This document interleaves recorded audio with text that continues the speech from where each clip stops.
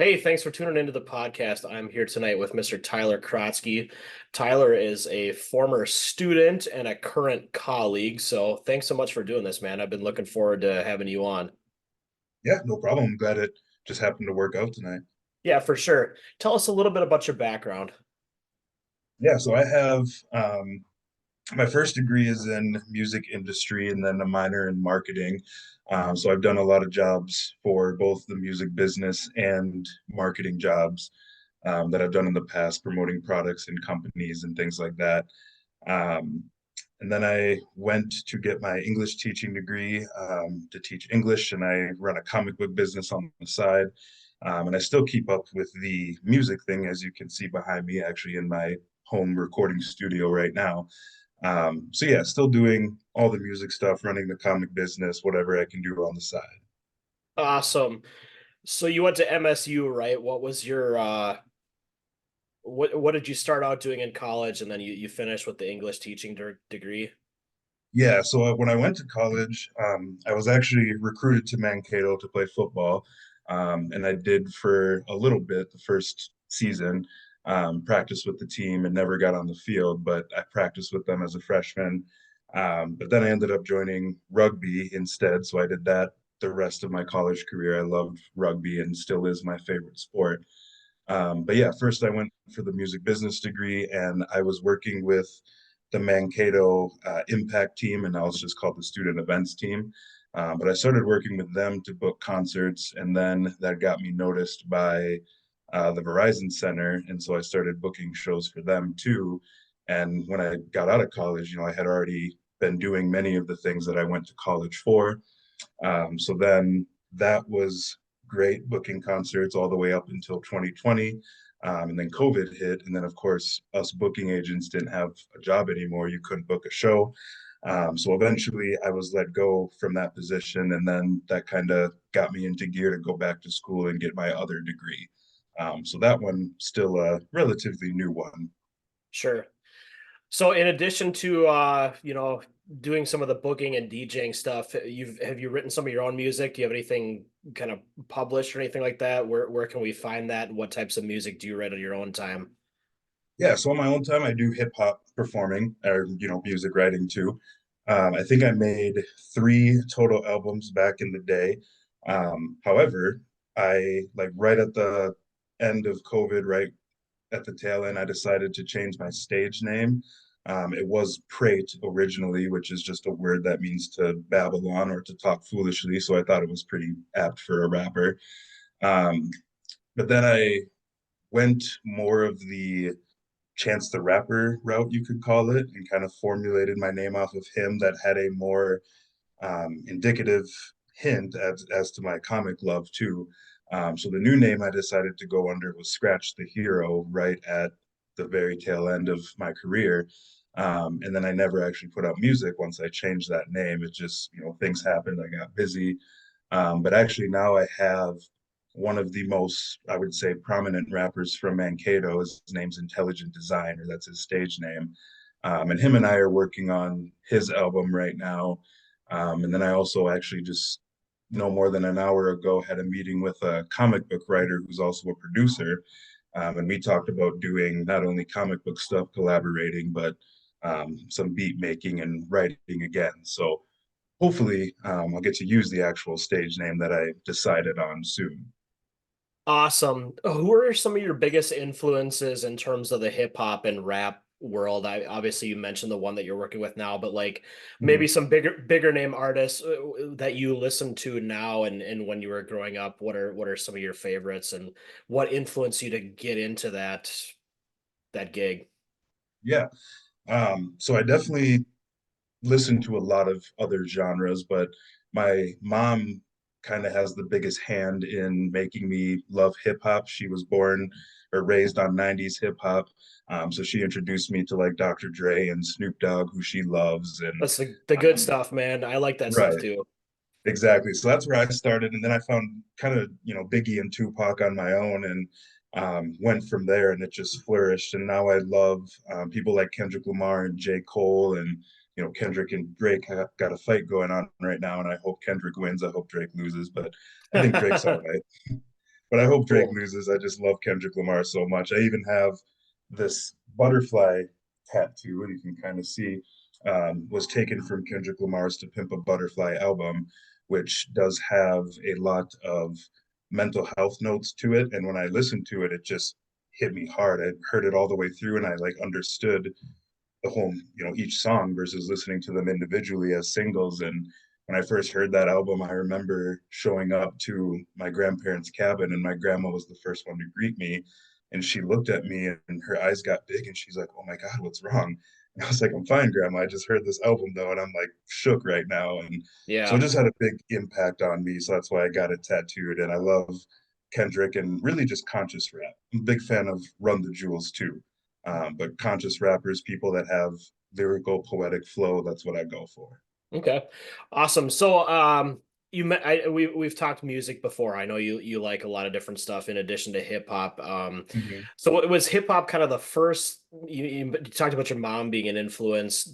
Did you start listening to that when you were younger and then progress into the, shall we say, like alternative metal and new metal stuff later? Or was that kind of always in the mix? And are there any other genres that you're into as well?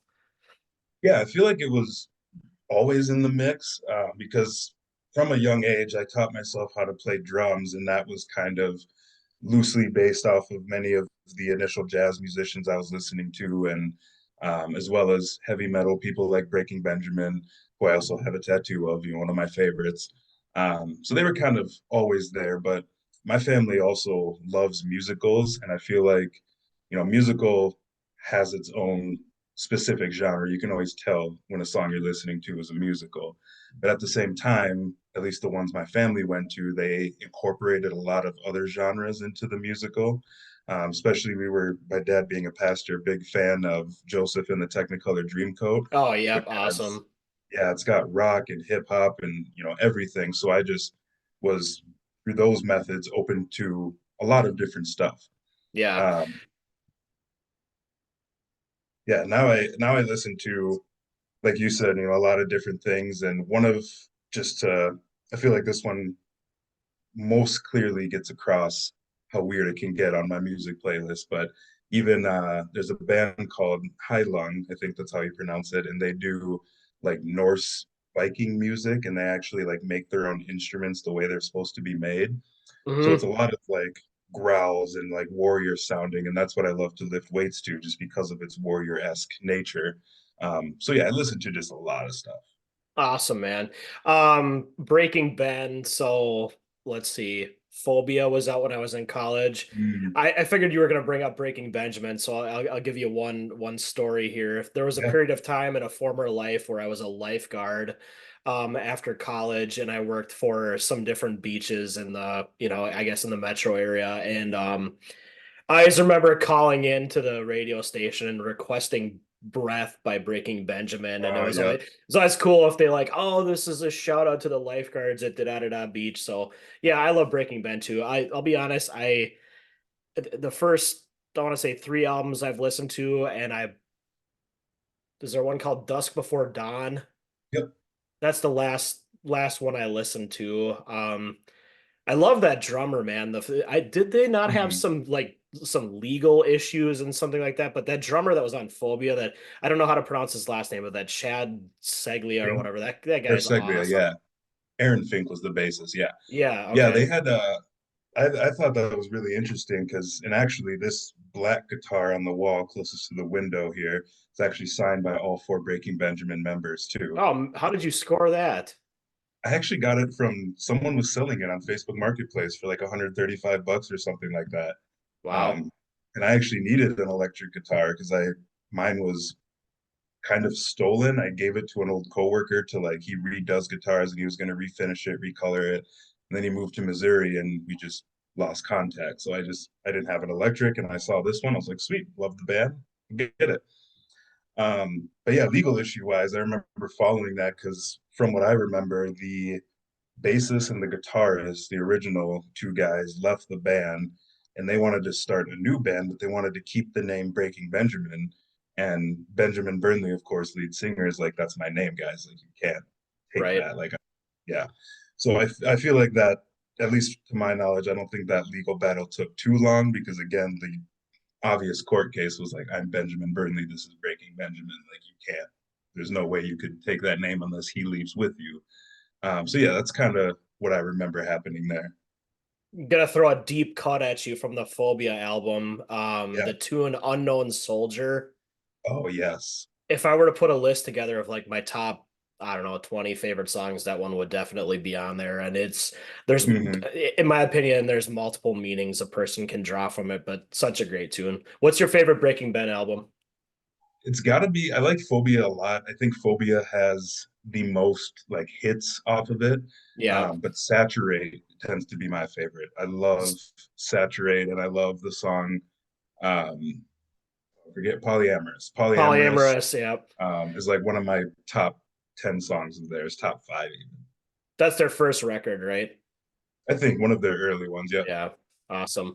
Well, I'll throw a weird genre at you. It's actually fitting because this vinyl just showed up today that I've been trying to get for quite a while. So, a number of years ago, and I don't know how I got down this rabbit hole on YouTube, but I started listening to a genre of music called vaporwave, and I don't even Uh, know how you describe it, but it's this whole like 80s, 90s aesthetic, like all this background and elevator music and stuff like that. And then there's a subgenre of vaporwave called mall soft, and like well, I shouldn't say the number one, but one of the more famous Mallsoft albums is Hologram Plaza by Disconscious.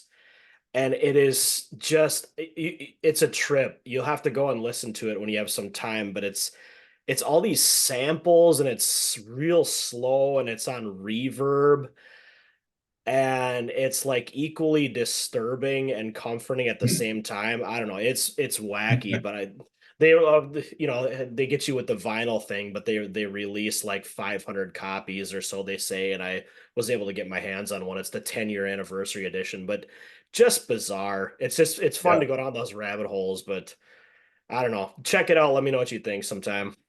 Yeah, I'll have to. I remember, just going to school in the music business, I was introduced to a lot of genres. And I remember someone bringing up vaporwave at one point in one of our discussions, and they had showed it to me. And I think the way you described it, it being both creepy but relaxing, is very apt. Like that's 100% what. It's definitely a vibe. But yeah, for sure.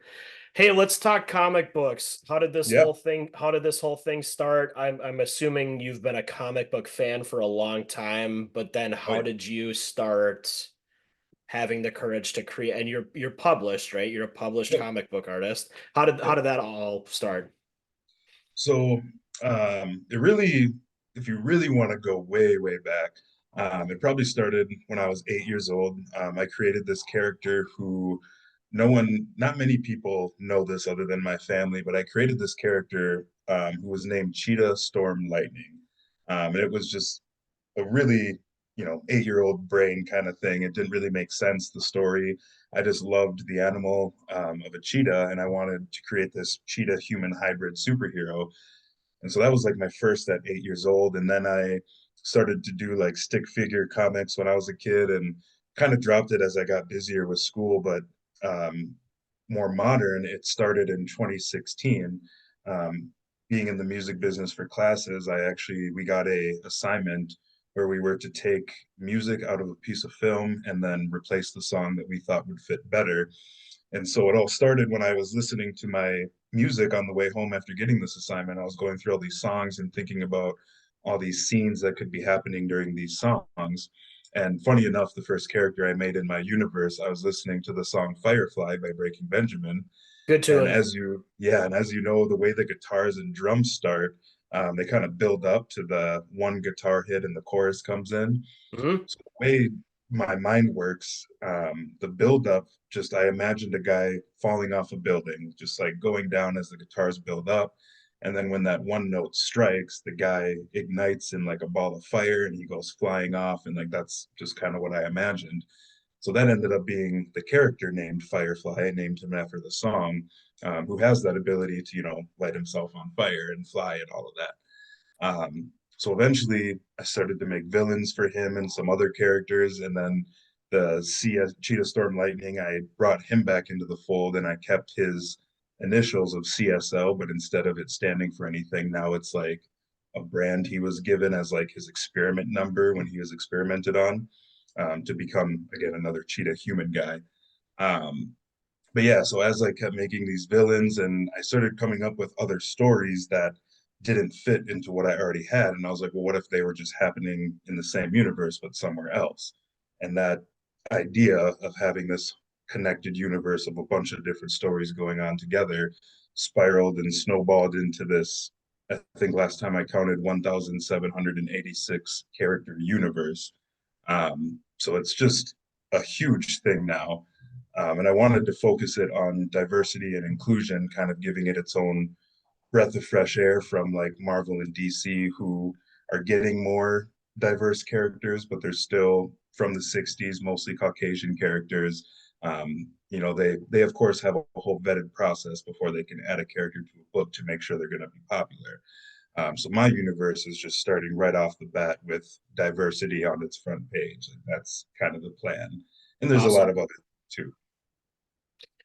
Do you listen to Coheed and Cambria? I wrote that down as you were talking. Sounds familiar. Oh man, as you talk comic books, one of my favorite bands from college and late high school, but that's how that whole thing started.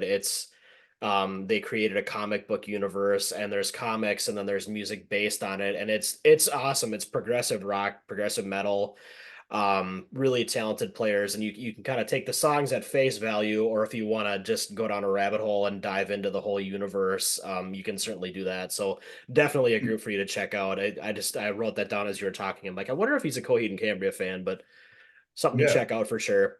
it sounds like not only does the name sound familiar, but I remember again in my circle of comic book people I know, someone brought that up of, a band that did that, and I feel like that probably was them who they were talking to. But yeah, Most I didn't likely. remember that, but that probably was who that guy brought up. So are you finding the time to scratch all those creative issues right now, being a newly married person and you have a full-time gig, but like do you still find the time to devote to both playing and creating music and your comics, or is that kind of on the back burner right now? It's definitely, I mean, it's not easy, as far as both of them go, really. The music thing is more on the back burner. I am getting, like I said, some people now who I have to record music for and getting some traction once again, but for a while it was on the back burner. Um, the comic thing, I have the advantage of this massive character universe. Not only have I made it the 1,700 plus characters, but I also written 21 comic scripts for like their individual books. And right now, the artist who I have hired, who's from England, he's finished three of those books. So I have a lot of sitting around time, as he catches up to the ones I've written. So I've used that time to more focus on marketing for the comics, and especially going to events, getting out there, promoting them. I'm kind of going on like a tour, you could say, this summer. I'm going to Des Moines and then a Juneteenth event in Minneapolis, and then I go up to Madison late summer and Twin Cities Comic Convention. So just a lot of travel just to get the books in front of people's faces and talk about Nice. Is the stuff being received pretty well when you're at these different events? And I would assume you've built up a bit of a fan base and met some that. cool people by this point. Yeah, I think it's so far being received really well. The not that it's on purpose, but the diversity angle I came up with definitely helps sell the books. People appreciate that, and they feel. I always felt like, when I made it, I knew Marvel and DC has diverse characters, and so I wasn't too confident in it at first. But the more people I talk to, the more they say how necessary it is, and I'm like, okay, cool. Like I had this good idea, and it's been really reassuring to know that I actually have like something going. Awesome. Well, the last thing I want to touch on here a little bit, Tyler was just featured in an event that we have locally called Dancing Like the Stars, and you can probably talk more accurately about it than I can, but this huge organization based on mental health, right? And the Mm-hmm. event raised over $300,000, and they do all sorts of outreach to people in need, and they're involved in the schools, and this is their big event through the year. So, can you talk a little bit about how you got involved in that and what that process was like? I was fortunate enough, my wife was actually in it as well. She was part of the Mm, pre-show, and this was my first experience actually going to it, and it was incredible. It's such a cool thing. So talk a yeah. little bit about that if you would. Yeah, so the way we got into it, my wife is good friends with Steph Rodning, who had won it the previous year, Yep. and she kind of, she was interested at least a little bit, and she talked to Steph like, "How'd you do with this?" and whatever, and Steph kind of got the idea and like even questioned her like, "Do you want to do it?" And Heather, I feel like nervously said, "Oh, I don't know," but eventually we got a call from Tammy, so we feel like Steph, put in a word for us. Yep. Um, and then when Heather asked me to do it, being a performing background, I've performed in front of 2,000 plus people before, so it's never a problem for me. So I left it up to her. I was like, if you say yes, because I know you're going to be more nervous about this, like I'll do it. So I left it up to her, and she said yes. And yeah, then we started dancing 2 days a week. But yeah, Yeah. the go ahead. Oh, I was just I remember watching your dance, and I forget what you guys started with, but all of a sudden it it went into the Fresh Prince of Bel-Air, and I was like just Yep. fist pumping. I'm like, yes, this is awesome. Yeah, so we got to pick our own music, and they give you like $100 for a costume too. But the only stipulation for the music was that it had to be something that related to their cause, mental health awareness. Um, and so the first song I got was a cover of Finesse by Bruno Mars, which is just a song about being confident. And the chorus goes, "We're out here dripping in finesse, like we're just looking good and everything's great." So I figured that one worked. But then when the song switches, um, that entire Fresh Prince like second half was actually cut out of a 13-minute DJ mix that I made called 90s Baby. So I actually put the Fresh Prince over the next episode by Dr. Dre beat. So I kind of put those together early on, and we were thinking while we were dancing, we knew we wanted a song change. We were like, we should have some kind of big finale, like some big thing people will love, and everyone will be dancing, and it'll be great. And so ultimately, Fresh Prince was like, yeah, people love that. Yeah, for sure. It was definitely awesome. Yeah, well, very cool that you got involved with that, and congratulations on all the money you raised. And yeah, unfortunately, you did not win, but still, when you consider for the the greater good of everything, you were definitely a part of it and raised a lot of money. So that's definitely something to be proud of. Yeah, definitely. Awesome, man. Hey, well, thanks so much for sitting down and doing this. Like I said, this is one I've kind of been looking forward to doing, and yeah, we'll catch up again soon. Yeah, we can do this again too sometime if you ever need someone. But yeah, it was fun. All right, man. Appreciate it. Have a good rest of your night. Yeah, you too. All right, bye. Bye.